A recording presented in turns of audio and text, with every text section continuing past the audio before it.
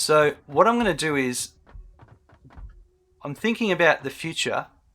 The output of this is going to be out of here and going down below, and I was bringing one, the down below further was the input here, but I don't want to bring it in here because it's so close, so we're going to bring it into here.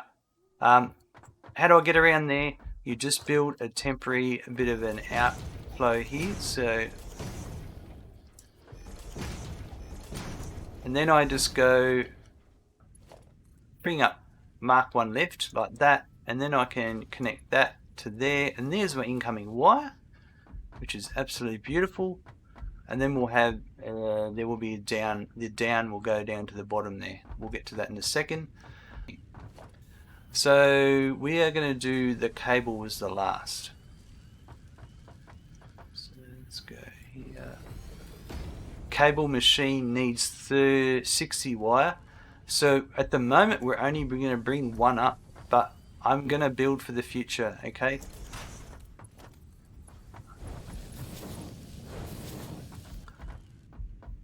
And now we have cable being made. And like I said, I was going to return the cable that way, so we're going to put our merger here. Now, my layout has been pretty shoddy, to be fair. You notice when I walk in a room, I'm actually running over the conveyor belts that have been put there in the way. That's where your planning comes into play. My planning hasn't been the best here. Some of it is good. It's mainly been just for tutorial purposes, so you can understand.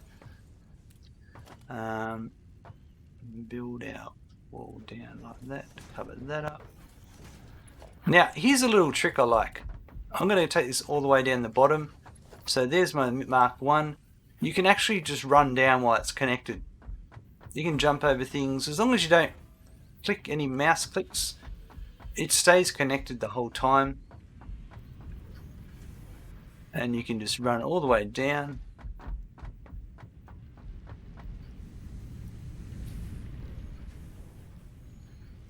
Headbutt a few things, and it looks like it's not the best height, but it's enough. And there we have it. We are now producing, we have wire, copper sheet and cable. That might be a little bit hard to access.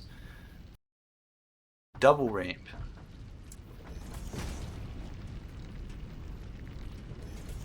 So now I can walk up and access.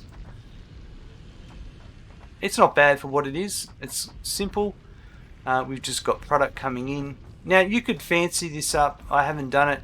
You could have walls here and connect them in neatly. That would be nice as well. But one thing I want to explain about the whole principle of why I built this in this sort of style. And the principle is, here is the miner. Currently the most I'm getting out of it is 120 per minute. Is my Mark II belt. So then what happens is, as the ore goes up and into this floor, we only have got 4 smelters right now.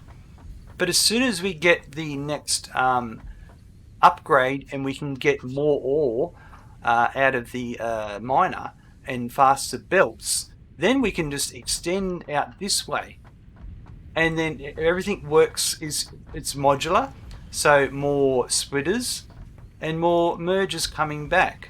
And then we just the resources that are being distributed to each floor, you can change those with the speeds of the belts, and then you can choose if you want to make more wire on this floor. You could make more wire, and it's the same thing here. You would just extend out more out this way, and the same up above with the copper sheets. It's the same principle. You have it going, the copper coming in. You can just run more constructors out this way, and then the sheets, the output will still go down as per normal. And the same with our cable. When we have more wire being made, then you could send more wire up here, add another one, and so forth, and on you go. It's just you think about how you can build stuff, and if you look, so this was earlier our setup we did earlier with there's an iron node 120, there's the four that are making the ingots, these are all making rods, and then these are storing in there, and also some making screws, and then they're making the machines and that.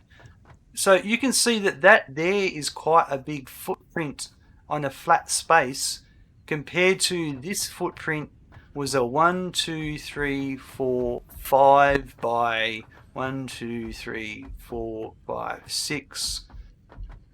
A 5 by 6 foundation footprint, but it went up vertically. And yeah, that's it. And depending on how pretty you want to be, and more items of glass and that as they come in the coupon shop, you can pretty it up.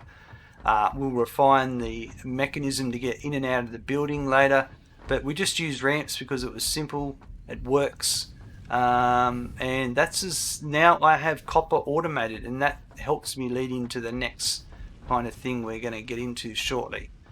Yeah, it's another way of just doing builds the way you want to, being satisfactory.